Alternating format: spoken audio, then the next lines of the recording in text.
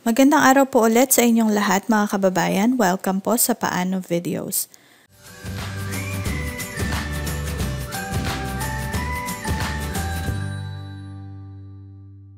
Sa araw pong ito, ang ating pag-uusapan ay kung paano tayo makakakuha ng ating PhilHealth Identification Number or kung paano tayo magiging miyembro po ng PhilHealth.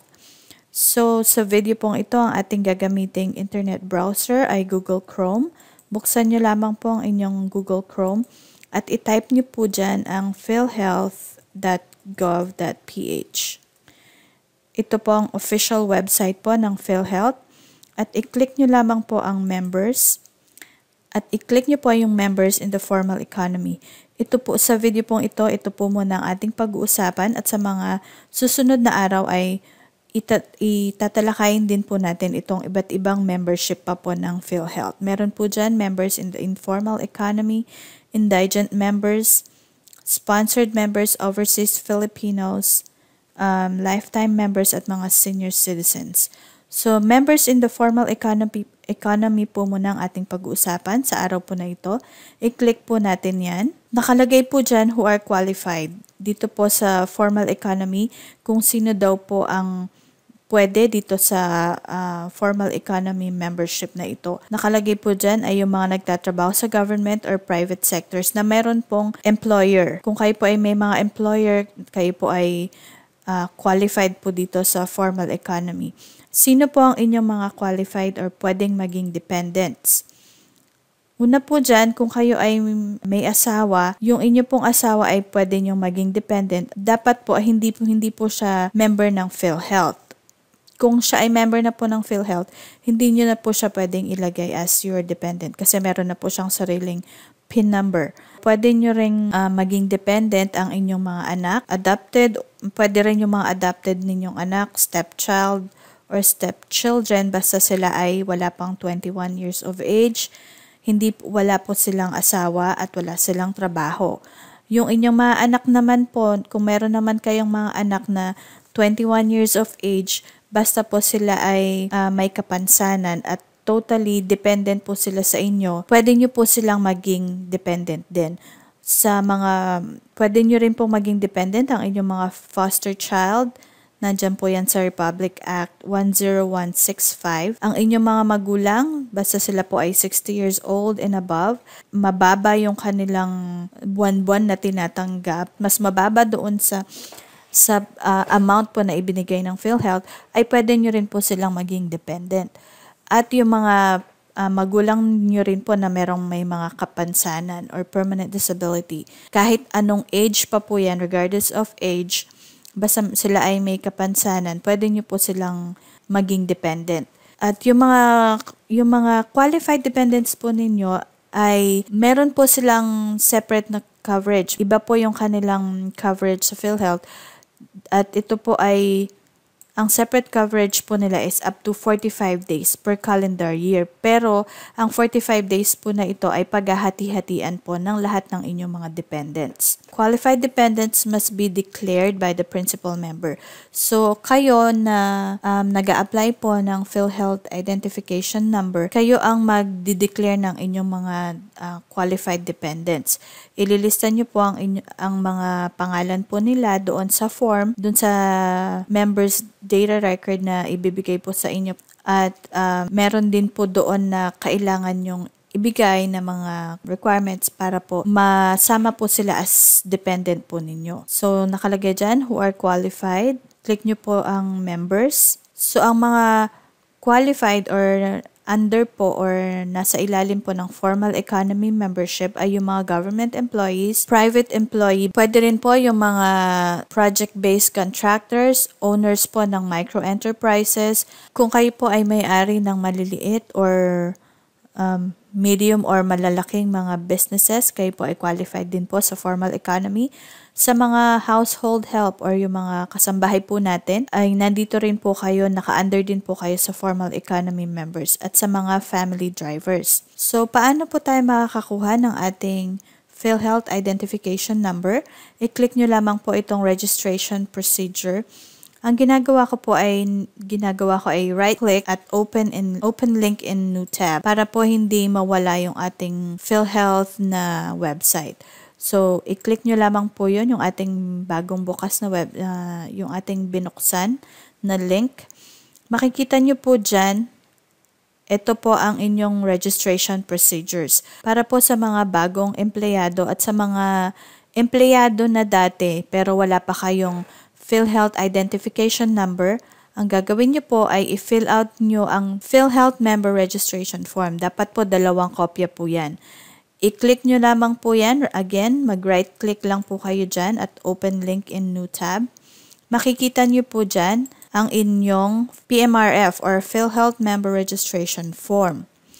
Ang purpose po, dahil ito nga po ay first time na kukuha kayo ng inyong PhilHealth Identification Number, ang i-check nyo po dyan, ang lalagyan nyo ng mark ay yung for enrollment. At wala pa po kayong isusulat dito na PIN dahil wala pa po kayong PIN dahil hindi pa po kayo dahil first time nyo pong mag-enroll.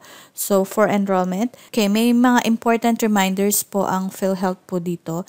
Nakalagay po dyan yung inyong PhilHealth Identification Number is your unique and permanent number. Nag-iisa po yan at yan po ay inyong permanenteng number na. Ang pagbibigay po daw ng PhilHealth Identification Number, hindi po yan automatically na makakwalify kayo or yung dependents ninyo para doon sa National Health Insurance Program benefits.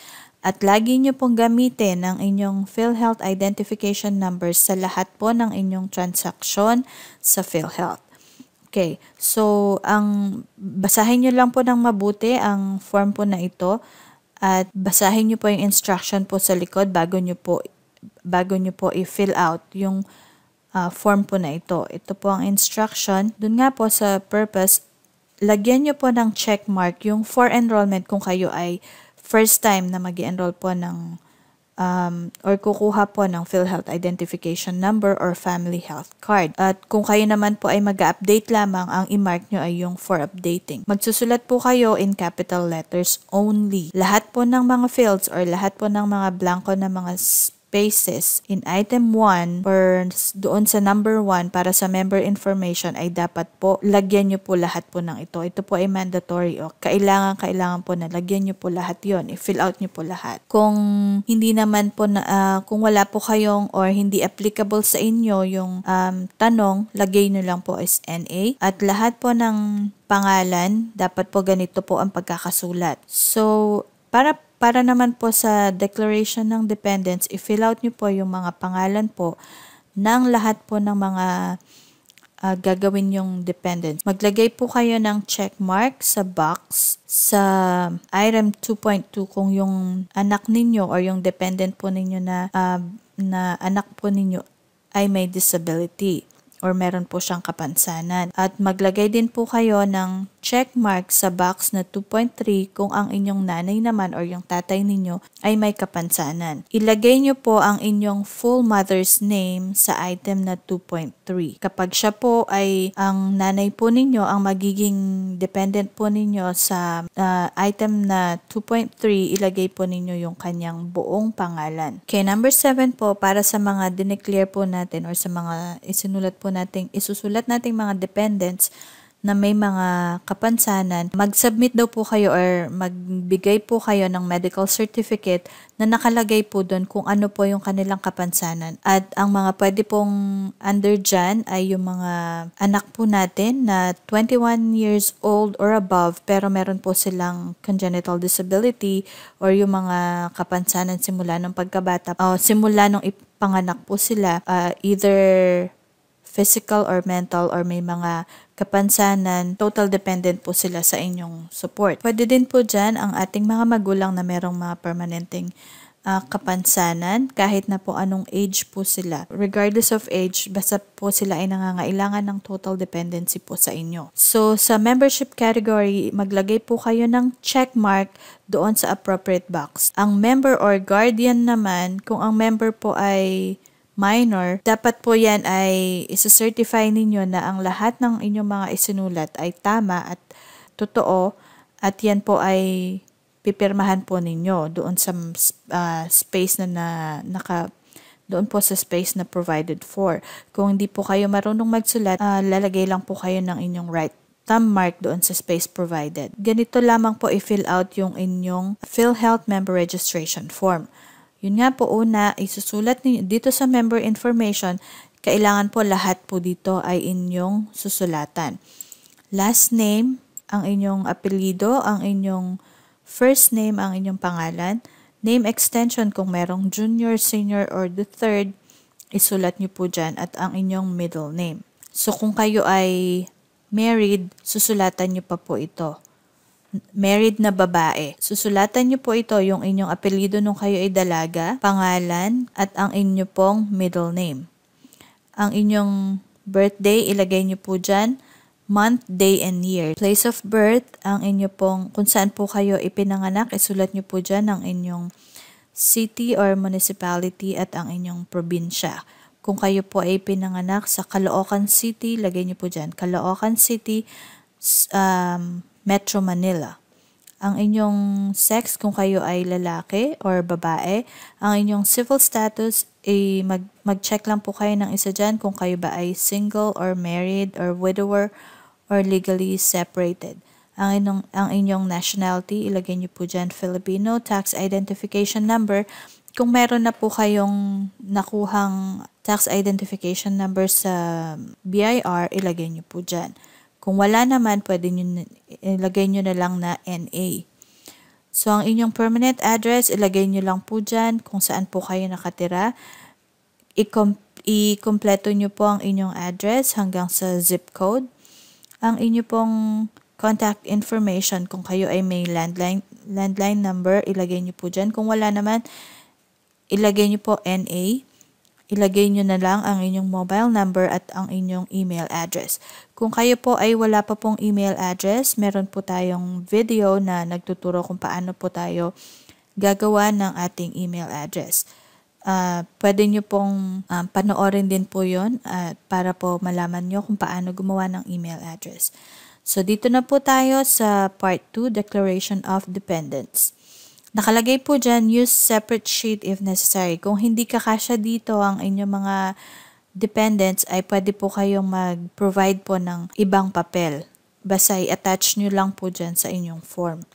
So, nakalagay dyan, kung kayo ay married, lagay nyo ang inyong spouse name, legal spouse. Dapat wala pa po siyang PhilHealth number or PhilHealth identification number. Dahil kung meron na, hindi nyo na po siya pwedeng ilagay na dependent dahil meron na siyang sariling PhilHealth membership. So, ilagay nyo dyan ang kanyang last name, ang kanyang apelido, pangalan, middle name, yung birthday po niya at sex, male or female. Ang inyong mga anak below 21 years old na hindi pa po nag-aasawa at walang trabaho, or yung anak po ninyo 21 years old and above na merong kapansanan. So, ilagay nyo lang po dyan, sulat nyo po lahat ng inyong mga dependent dyan. Kung hindi po yan kakasya, pwede kayong mag-provide ng ibang papel. Parents details, ang inyong tatay at nanay, ilagay nyo din po sila dito. Kung sila po ay walang kapansanan, ang qualified po na mga members ay 60 years old and above. Kung sila po ay may kapansanan, regardless of age, pwede nyo po silang gawing dependent po dito. So, ang inyong membership, sa part 3, ang inyong membership category, dahil nga ang ating ginagawang video ay para po sa formal economy, dito po tayo sa formal economy. Mark nyo lang po kung alin po dyan, kung private or government. Kung kayo ay permanent or regular, i-click nyo. Kung kayo naman na casual, ito po ang i-click nyo. Kung kayo naman po ay contractor or project-based, ito po ang i-click nyo. Kung kayo ay may pag-aari ng business, dito po kayo mag-click. At kung kayo naman ay kasambahay, i-click po ninyo yan. Or kung kayo ay family driver, i-click po ninyo yan. Ito po ay pag-uusapan natin sa mga susunod pa pong mga videos. Itong ibang membership categories po na ito. At nakalagay po dyan sa ilalim, under the penalty of law, I attest that the information I provided in this form are true and accurate to the best of my knowledge. So, dapat po lahat ay tama ang inyong mga inilagay na mga impormasyon sa inyo pong form. At kung tama na po yan, ilalagay nyo po dito ang inyong printed name muna, tapos sa taas ay inyong pirma at date. Kung hindi naman po kayo makakasulat, mag-provide lang po kayo ng inyong right thumb mark po dito. So, itong part po na ito ay hindi nyo na po ito i-fill out. Ito po ay i-fill out na po ng isang PhilHealth officer. So, yan po, yan ang ating PhilHealth member registration form. Dapat po, dalawang inyong ipoprovide po na ganito. Pag natapos nyo na pong i-fill out ang dalawang PhilHealth member registration form po ninyo, ibibigay nyo po yan or isasubmit po ninyo sa inyong HR department. Sila po ang magsasubmit sa PhilHealth office para po mabigyan po kayo ng inyong PhilHealth identification number. Hintayin nyo lamang po ang inyong member data record and PhilHealth identification number na ibibigay po sa inyo ng inyong employer. Kung kayo naman po ay mga bagong hire na mga empleyado at meron na po kayong PhilHealth identification number, ibigay nyo lang po ang inyong PIN sa inyong employer. Premium requirements ang nakalagay po dyan. Usually po ang PhilHealth premium contribution table ay kung magkano ang ibibigay ng employer ay ganun din ang ibibigay ng employee. So ganito po yan. Open po natin ito. Click natin itong right-click po natin itong premium contribution table. Tingnan po natin kung saan po ang range po natin. Salary range. Kung kayo ay kumikita po ng, sabihin natin, 10,000 hanggang 10,999.99 pesos, ang salary base po nun is 10,000. So, ang total monthly premium po ninyo is 250. 125 sa inyo, manggagaling ang 125 ay sa employer share. So, ang 250 po na ito ang ibibigay sa PhilHealth para sa inyong contribution. So, hati po kayo ng employer. Kung kayo naman po ay meron ng PIN or PhilHealth identification number at meron kayong gustong i-update, i-click nyo lamang po yung amending your data. Meron po dyan, right-click po ninyo yan, open link in new tab, at meron po dyan PhilHealth member registration form na i-fill out po ninyo, i-download nyo lang po yan, at ilagay po ninyo, instead na for enrollment, ang i-check po ninyo is for updating. Tapos, i-fill out nyo po yung mga kailangan nyo pong i-update, at i-submit nyo po ulit yan.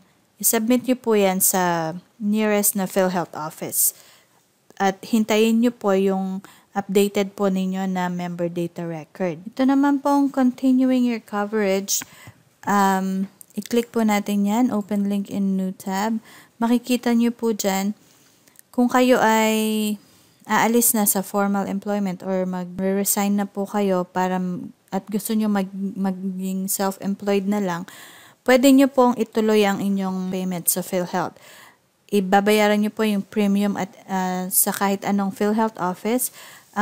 Kung kayo po ay nag-average ng monthly income po ninyo doon sa last year po ninyo or sa last 12 months po ninyo ng 25,000 and below, ang quarterly premium po ninyo ay 600 pesos. Kung ang inyong monthly income naman po sa last year or sa last 12 months ay mataas po sa 25,000 pesos, ang inyong quarterly premium is 900. Ang inyong pong mga payment or ang inyong mga contributions po sa PhilHealth ay pwede nyong bayaran quarterly or every 6 months or every year. At ito naman po is seeking, kung kayo naman po ay naghahanap po ng trabaho as land-based overseas Filipino workers or kayo ay nasa age of retirement na, ito po ay pag-uusapan pa po natin sa ating mga susunod na videos. So ito po ang ating video para po sa ating pagkuha po ng PhilHealth identification number kung kayo po ay nasa under po ng formal economy. Maraming salamat po sa inyong panonood. Kung gusto niyo pa po makita ang iba pa nating mga videos ay pumunta lamang po kayo sa paanovideos.com at mag-subscribe lamang po kayo dito at makikita niyo po ang iba pa nating mga videos. Maraming salamat po. Bye!